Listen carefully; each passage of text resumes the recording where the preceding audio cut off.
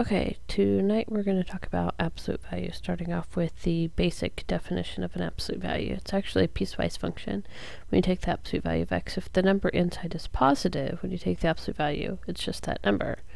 If the number inside is 0, then when you take it out, the absolute value is 0. If the number inside is a negative number, then when you take it out, it's the opposite of that number. So it would be, if x is negative, that's a negative negative, which is how you get it a positive.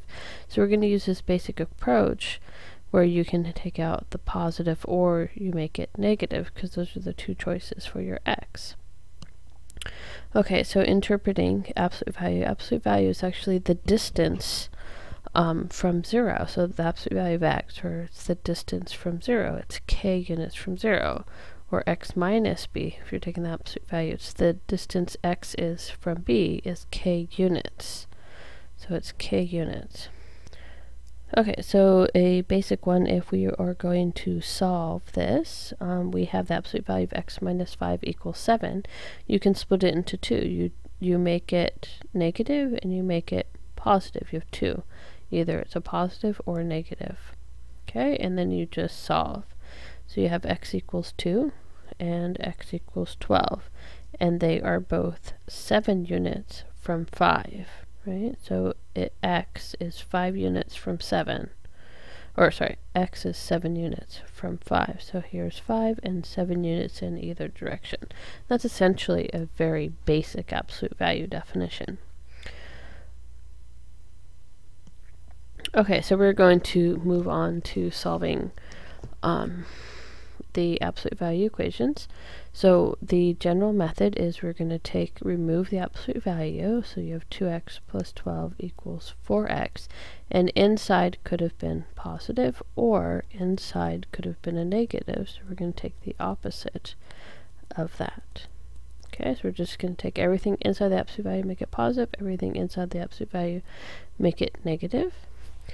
And we're just going to solve. So I'm going to subtract 2x the other side.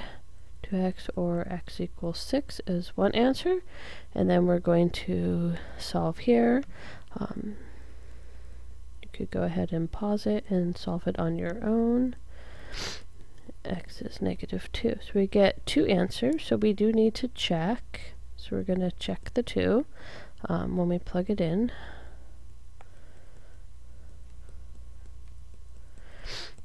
Okay, so we have 12 plus 12 is the absolute value of 24. Does it equal 24? Yep, that works out. And when we plug in negative 2 into the original, you have 2 times negative 2 plus 12.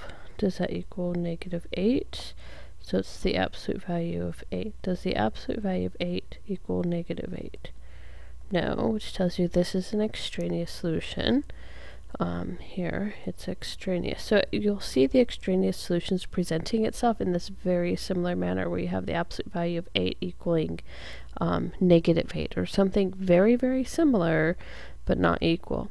If you get an answer like the absolute value of 8 equals 13, that probably tells you you did something wrong when you were solving it. Often you didn't distribute the negative properly.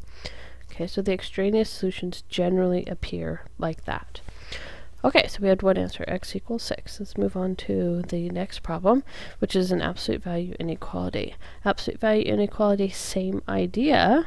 We're going to remove the absolute value and make it positive. 4x plus 5 is bigger than 13, and take everything in it and make it negative.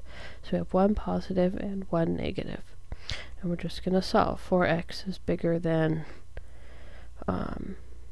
8, or x is bigger than 2. And again, we're going to distribute the negative. Negative 4x minus 5 is bigger than 13. Negative 4x is bigger than 18. And x, remember, we're going to divide by a negative. Whenever you multiply or divide by a negative, you change the direction of your inequality. And you have 18 over 4, or 9 over 2. Okay, so we have to graph this on a number line. 9 over 2 is 4.5, so I'm going to find those values, and it's negative 5, negative 4, You don't have to label all of the values, but the important ones we do need to have. So it is to scale. X is bigger than 2, so it's an open circle around 2 because it's not or equal to, and it's numbers bigger than 2, which are to the right, so I'm going to shade that way. And X is less than negative 4.5, so 4.5 would be here, negative 4.5, so it's an open circle there, and the number is less than, which would be to the left. So here, it's a compound inequality. When they go outward, the number can either be over here or over here, so you combine it as an or inequality. So it's X is less than negative 4.5, or X is bigger than 2. And you must write your answers as a compound inequality. If they point outwards, it'll always be an or. Okay, so here's an example. This is actually going to be an and inequality, because we'll see when we graph it, it'll point inward. Same idea, we're going to solve the absolute value. So you have 7 minus x is less than or equal to 4, and negative 7 minus x is less than or equal to 4. So it's exactly the same, one positive, one negative. Solve. Negative x is less than or equal to negative 3. X is bigger than or equal to 3. Remember, change the direction. Distribute. X is less than or equal to 11. Okay, so I'm going to graph my inequality. I have 3 and 11.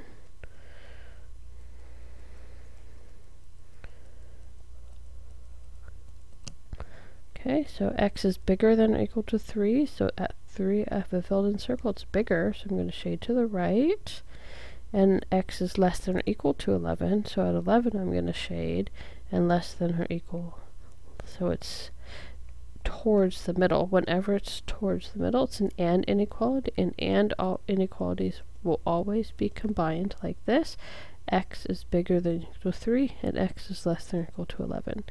You cannot combine the or inequalities with them going in the other direction. When you combine it with an and inequality, the inequality symbols both must always point in that direction.